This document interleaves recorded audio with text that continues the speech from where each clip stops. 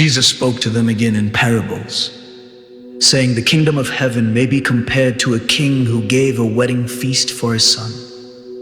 And he sent out his slaves to call those who had been invited to the wedding feast, and they were unwilling to come. Again he sent out other slaves, saying, 'Tell those who have been invited, behold, I have prepared my dinner. My oxen and my fattened livestock are all butchered, and everything is ready. Come to the wedding feast.' But they paid no attention and went their way, one to his own farm, another to his business, and the rest seized his slaves and mistreated them and killed them. But the king was enraged, and he sent his armies and destroyed those murderers and set their city on fire. Then he said to his slaves, 'The wedding is ready, but those who were invited were not worthy. Go therefore to the main highways, and as many as you find there, invite to the wedding feast.' Those slaves went out into the highways and gathered together all they found, both evil and good. And the wedding hall was filled with dinner guests. But when the king came in to look over the dinner guests, he saw a man there who was not dressed in wedding clothes. And he said to him, 'Friend, how did you come in here without wedding clothes?' And the man was speechless. Then the king said to the servants, 'Bind him hand and foot and throw him into the outer darkness. In that place there will be weeping and gnashing of teeth.'" For many are called, but few are chosen.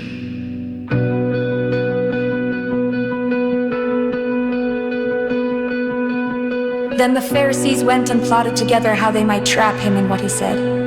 And they sent their disciples to him along with the Herodians, saying, "Teacher, we know that you are truthful and teach the way of God in truth, and defer to no one, for you are not partial to any. Tell us then, what do you think? Is it lawful to give a poll tax to Caesar or not?"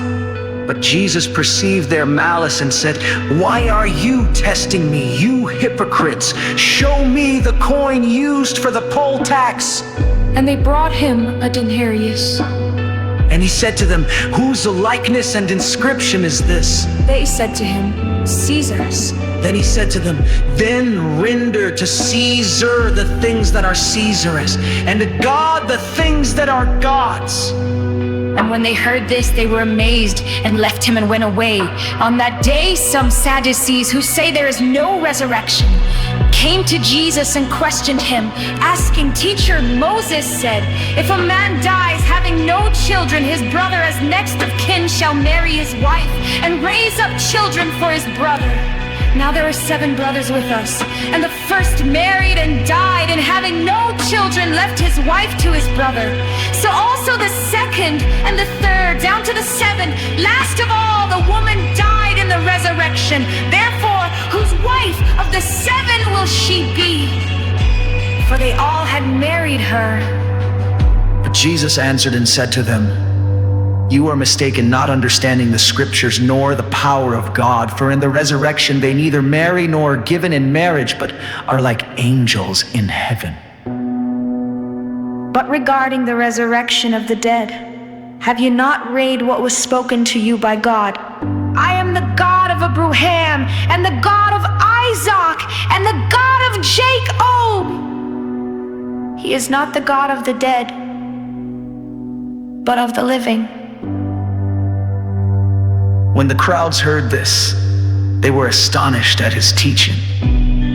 But when the Pharisees heard that Jesus had silenced the Sadducees, they gathered themselves together. One of them, a lawyer, asked him a question, testing him. "Teacher, which is the great commandment in the law?" And he said to him, "You shall love the Lord your God with all your heart, and with all your soul, and with all your mind. This is the great and foremost commandment. The second is like it. You shall love your neighbor as yourself. On these two commandments depend the whole law and the prophets. Now, while the Pharisees were gathered together, Jesus asked them a question. What do you think about the Christ?